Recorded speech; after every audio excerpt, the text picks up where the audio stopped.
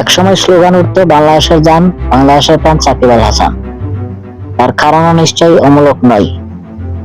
তাকে যে দেশের ক্রিকেটের সবচেয়ে বড় পোস্টার বয় হিসেবে জানে সারা বিশ্ব। কিন্তু বর্তমান কোটা সংস্কার আন্দোলন কেন্দ্র করে চলমান পরিস্থিতি নিয়ে নীরব থাকায় তাকে অনেক সমালোচনার মুখে পড়তে হচ্ছে।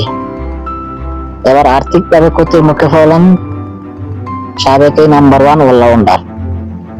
সাকিবের সঙ্গে বিজ্ঞাপনী চুক্তি বাতিল করলো ডি স্মার্ট কোম্পানি।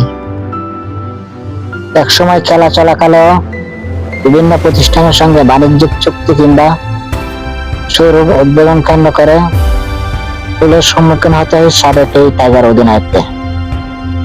অন্য অনেক প্রতিষ্ঠানের মতো তার সঙ্গে বিজ্ঞাপন চুক্তি ছিল ইউনিফর্ম সাপ্লায়ার প্রতিষ্ঠান ডি স্মার্ট সলিউশন লিমিটেড কোম্পানির। প্রতিষ্ঠানটির ম্যানেজিং ডিরেক্টর মইনুল হাসান দুলন গতকাল রাতে তার সঙ্গে সব ধরনের চুক্তি বাতিলের ঘোষণা দিয়েছে। এই নিয়ে নিজের ফেসবুক পোস্টে তিনি লিখেছেন, আমি অনুতাপের সঙ্গে জানাচ্ছি যে ডি স্মার্ট সলিউশন লিমিটেডের সকল টিম মেম্বার এবং বোর্ড অফ ডিরেক্টরদের সদস্যগণ সম্মিলিতভাবে জনাব সাকিব আল হাসানের সাথে সম্পৃক্ত রাখতে অনিচ্ছা প্রকাশ করেছে।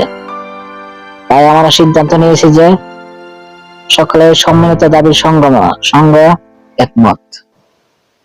তবে ঠিক কি কারণে এই তারকা ক্রিকেটারের সঙ্গে চুক্তি বাতিল করা হয়েছে সেটি জানা যায়নি। তবে চলমান পরিস্থিতির সঙ্গে সংগতি রেখে এই সিদ্ধান্ত বলে মনে করেছে অনেকেই। এজন্য নেটিজনদের অনেকেই ডি স্মার্টের কর্মকর্তা দুলনের পোস্টে তাদের প্রশংসা করে মন্তব্য করেছেন।